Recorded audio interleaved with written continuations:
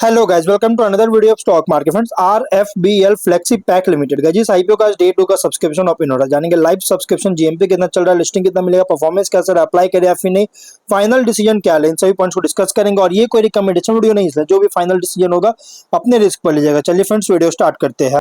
तो guys, IPO 12 को open हुआ था और 14 मई कल के दिन क्लोज किया जा रहा है। 19 मई का लिस्टिंग डेट है। 10 rupees face value, 47 to 50 rupees पर शेयर की प्राइस बैंड, 3000 शेयर की lot size, fresh capital, book build IPO 35 crore का इशू साइज, 70.6 लाख शेयर्स का इशू किया गया। MNM stock broking market maker NSE SME platform पर लिस्टिंग किया जा रहा है। अलॉटमेंट डेट 15 मई का से 18 को रिफंड्स रिलीज किया जाएगा। शेयर्स डीमैट अकाउंट में क्रेडिट होगा। ऑफर दिया गया है क्यूआईबी को only 5.1%, big HNI 20.1, small HNI 10 और रिटेल 59.7% का। मतलब मेनली रिटेल को ये ऑफर दिया गया, हेवी ऑफर दिया गया है। रिटेल से ओनली 2 लॉट अप्लाई कर सकते हैं, 6000 शेयर्स मिलेंगे, 3 लाख पे करना पड़ेगा। Small HNI minimum 3 lot apply कर सकते हैं, 4.5 लाख पे करना पड़ेगा। मैक्सिमम 6 लॉट अप्लाई कर सकते हैं, 9 लाख पे करना पड़ेगा। Big HNI minimum 7 lot apply कर सकते हैं, 10.5 लाख पे करना पड़ेगा। मैक्सिमम का कोई लिमिट नहीं है, लेकिन अगर 5 टाइम सब्सक्राइब होता है स्मॉल एचएनआई या बिग एचएनआई, जिस भी करेगी नहीं उसमें आपको मिनिमम लॉट होगा। जैसे small HNI only 3 lot, big HNI only 7 lot allotment होगा अगर 5 टाइम सब्सक्राइब होता है। तो सब्सक्रिप्शन अगर देखा जाए तो ओवर सब्सक्राइब देखने को मिला है क्यूआईबी, रिटेल और बिग एचएनआई में, जो कि आप यहाँ देख सकते हैं। क्यूआईबी 1.12 टाइम सब्सक्राइब है, 3.6 लाख शेयर्स ऑफर था, 4 लाख शेयर्स बीट किया, 2 करोड़ का 2 एप्लीकेशन सबमिट हुआ। बिग एचएनआई 2.35 टाइम सब्सक्राइब है, स्ट्रॉन्ग सब्सक्राइब है, 14.2 लाख शेयर्स का ऑफर था, 33.4 लाख शेयर्स बीट किया, 16.7 करोड़ का। लेकिन रिटेल में 1.1 टाइम सब्सक्राइब है, 42.2 लाख शेयर्स ऑफर था, 45.3 लाख शेयर्स का बीट किया, 22.6 करोड़ का, 756 एप्लीकेशन सबमिट हुआ। तो फुल्ली सब्सक्राइब देखने को मिला है। लेकिन स्मॉल एचएनआई में बहुत ही लो मिनिमम सब्सक्राइब है, 9% ओनली सब्सक्राइब किया गया, 63,000 शेयर्स का बीट किया, 31 लाख का। टोटल हुआ 1.24 time subscription, 83.4 lakh shares beat किया, 41.7 करोड़ का, 924 एप्लीकेशन सबमिट हुआ। गाइस, फुल्ली सब्सक्रिप्शन देखने को मिल रही है टोटल। और जीएमपी कंपनी का 0 रुपीज का, विच मींस कंपनी फ्लैट या तो डिस्काउंट लिस्टिंग करेगा, आप यहाँ देख सकते हैं। और अगर हम बात करें इस कंपनी के बिजनेस को लेकर, तो इस पर मैं ज्यादा कुछ बात नहीं करूंगा, मैंने ऑलरेडी वीडियो बना रखा है, लेकिन मैं फिर भी बता देता हूँ कंपनी करती क्या है। देखिए, कंपनी का जो मेनली बिजनेस है, तो गाइस देखिए, इसका mainly business printed multi layer flexible packaging materials का मैन्युफैक्चरिंग और ट्रेडिंग में का बिजनेस करती है, जो कि B2B बिजनेस मॉडल पर ऑपरेट कर रहा है। अगर फाइनेंशियल देखेगा तो 24 से सडन ग्रोथ हुआ। रेवेन्यू प्रॉफिट जो कि 80 करोड़ का रेवेन्यू, 5.8 करोड़ का प्रॉफिट है। 25 में 135 करोड़ का रेवेन्यू, 8.3 करोड़ का प्रॉफिट।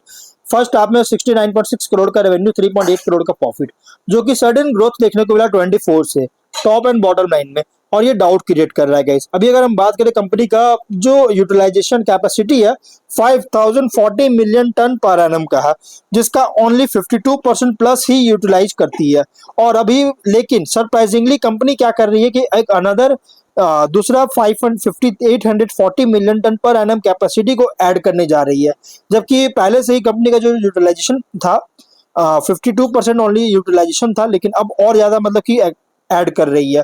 ये भी अगर देखा जाए तो थोड़ा सा कंसर्न, मतलब कि थोड़ा सा एक डाउट, बहुत ज्यादा डाउट क्रिएट कर रही है, क्योंकि पहले से यूटिलाइज पूरा नहीं हो रहा है, फिर भी और एक्सपैंड कर रहा है। हाँ, हो सकता है फ्यूचर में, फ्यूचर के लिए कंपनी जो है एक्सपैंड कर रही है। ऑब्जेक्टिव क्या है? कैपेक्स रिक्वायरमेंट है, वर्किंग कैपिटल रिक्वायरमेंट और जनरल कॉर्पोरेट पर्पस के लिए फंडिंग चाहती है।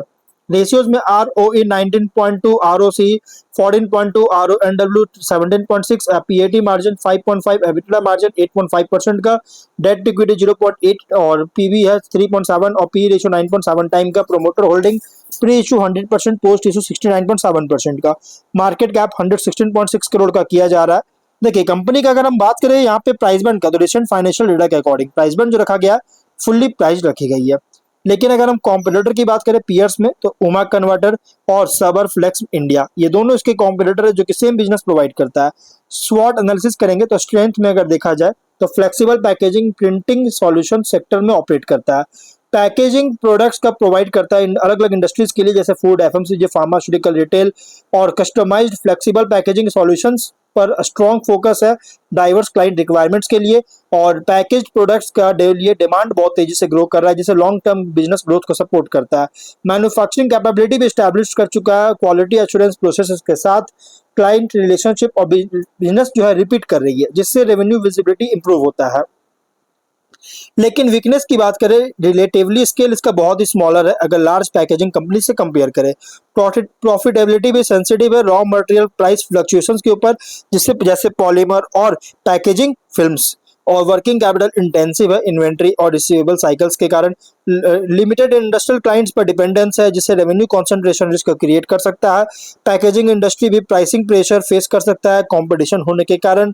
अपॉर्चुनिटीज की बात करें तो डिमांड ग्रो कर रही है एफएमसीजी, फूड और फार्मास्यूटिकल सेक्टर्स में फ्लेक्सिबल पैकेजिंग के लिए, और सस्टेनेबल और इको फ्रेंडली पैकेजिंग सॉल्यूशंस में एक्सपैंड कर रही है, जिससे मार्केट पोजीशन को इंप्रूव कर सकता है।